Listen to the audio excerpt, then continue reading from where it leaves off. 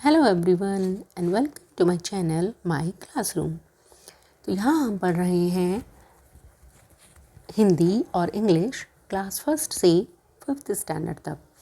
तो आज की हमारी बुक है सुरभि और आज हम भूल गया है क्यों इंसान लेसन की वर्ड मीनिंग्स और कुछ ग्रामर और लेसन में जो भी एक्सरसाइज दी हुई है उसको कंप्लीट करेंगे। तो चलिए शुरू करते हैं शब्द अर्थ वर्ड मीनिंग से। तो सबसे पहले है इंसान। इंसान का मतलब है उसका जो अर्थ है वो है मनुष्य। फिर दूसरा है काया। काया यानी शरीर यानी आप कह सकते हैं बॉडी। नभ, नभ यानी आकाश। फिर है निर्मल। निर्मल यानी शुद्ध यानी एकदम प्योर जिसमें कोई भी मिलावट नहीं होती है। वरदान, वरदान यानी कोई ब्लेसिंग्स या कोई ऐसा कि हाँ, आप इसको ब्लेसिंग्स या वरदान ही बस याद रख लीजिए। फिर है बहु। बहु यानी बहुत सारे, बहुत सारे यानी मैनी। धरा, धरा यानी पृथ्वी और धरती कुछ भी आप कह सकते हैं। संतान, संतान यानी जैसे आप जो बच्चे होते हैं आप अपने पेरेंट्स की संतान हैं, औलाद हैं, बच्चे हैं, उसको संतान बोलते हैं। वंश यानी वेश यानी वस्त्र यानी आपकी जो ड्रेसेस होती हैं। अंतर यानी हृदय यानी आपका जो हार्ट है। प्राण यानी जीवन। ठीक। अब दूसरा है हमारा मनुष्य को जो मेन कुछ मौखिक यानी प्रश्न उत्तर हैं वो हैं। सबसे पहला है कि मनुष्य की काया किससे बनी है। तो कविता के हिसाब अनुसार मनुष्य की काया मिट्टी से बनी है। वैसे भी मिट्टी से ही बनी है बच्चों, मनुष्य की काया मिट्टी से बनी है। यहाँ कोई क्या नहीं लेकर आया है। तो यहाँ कोई क्या नहीं लेकर आया है, यहाँ कोई विशेष वरदान नहीं लेकर आया है। तो सब समान है, किसी के पास भी कोई स्पेशल कोई ब्लेसिंग ऐसी नहीं है। देश किसने बनाए हैं, देश किसने बनाए हैं, देश बनाए हैं इंसान ने। भगवान ने या इस धरती ने सबको एक जैसा बनाया है। सब पूरी पृथ्वी सबके लिए थी, बट इंसान ने उसे अपने अपने हिसाब से अलग अलग देश बनाकर उसको बांट दिया है। इस कविता से आपने क्या सीखा। इस कविता से हमने ये सीखा कि पहली बात हमें सबको मिलजुल कर रहना चाहिए, किसी से दुश्मनी बैर भाव नहीं रखना चाहिए। तो चलिए कुछ और प्रश्न उत्तर हैं। पहला है सबके ऊपर किसकी निर्मल छाया है। सबके ऊपर नभ की निर्मल छाया है।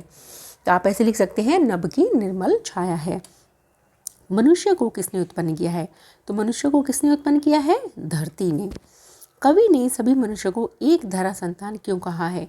कवि ने सभी मनुष्य को एक धरा संतान इसलिए कहा है क्योंकि सभी एक ही धरती की इंसान संतान हैं या औलाद हैं या बच्चे हैं, क्योंकि धरती तो एक ही है ना।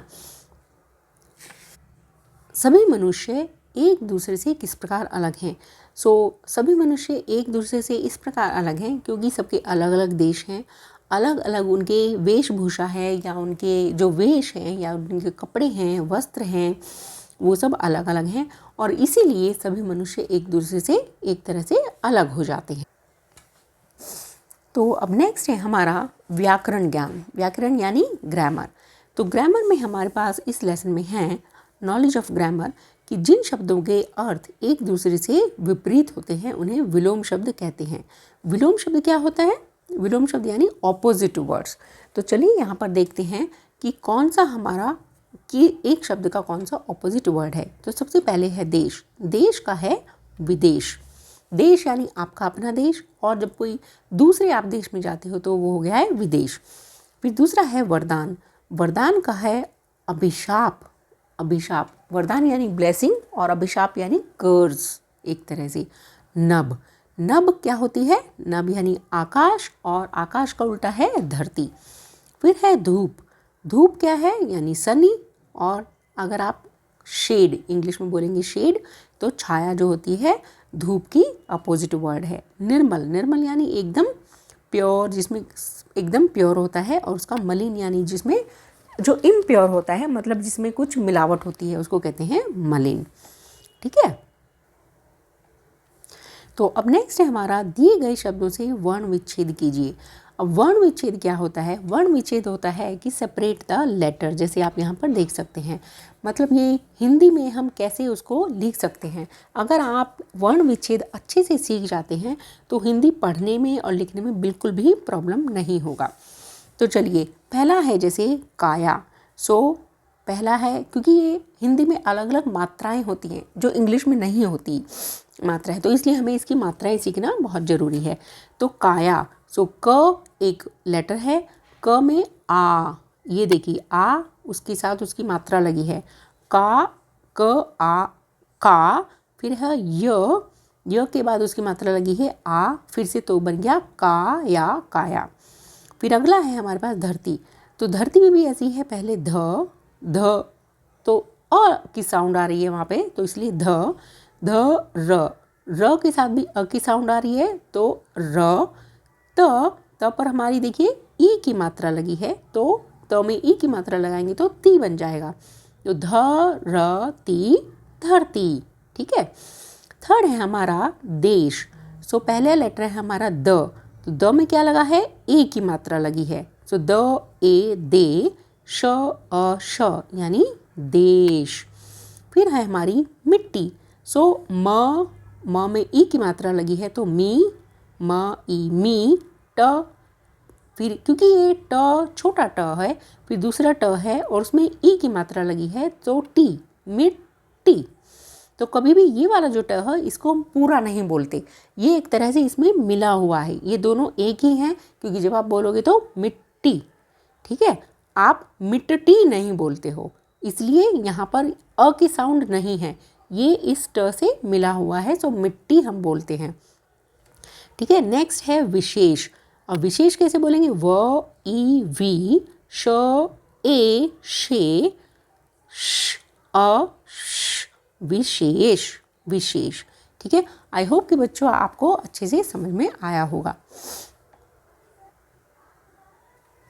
अब नेक्स्ट है हमारा शब्दों के बहुवचन लिखिए। तो ये जो हमारा बहुवचन था, यस, दिए गए शब्दों के बहुवचन लिखिए। यहाँ पर बहुवचन यानी प्लूरल वर्ड्स। तो प्लूरल वर्ड्स, तो पहला है हमारा इंसान। इंसान मतलब इंसान यानी सिंगुलर, एंड इंसानों प्लूरल। सेम हो गया यहाँ पर हमारा संतान, फिर संतानों। ठीक है। तो इसके नेक्स्ट है हमारा वरदान यानी वरदानों। ये देखिए वरदानों, मानव, मानवों, देश, देशों, एंड यहाँ पर वेश, वेशों। ठीक है। तो आई होप कि आपको सब समझ में आया होगा, और अगर प्लीज़ कुछ समझना चाहते हैं तो मुझे कमेंट बॉक्स में लिखिए, मैं आपको दोबारा से समझाने की कोशिश करूँगी। तब तक के लिए पढ़ते रहिए, सुनते रहिए और मेरे चैनल से सीखते रहिए। Bye bye.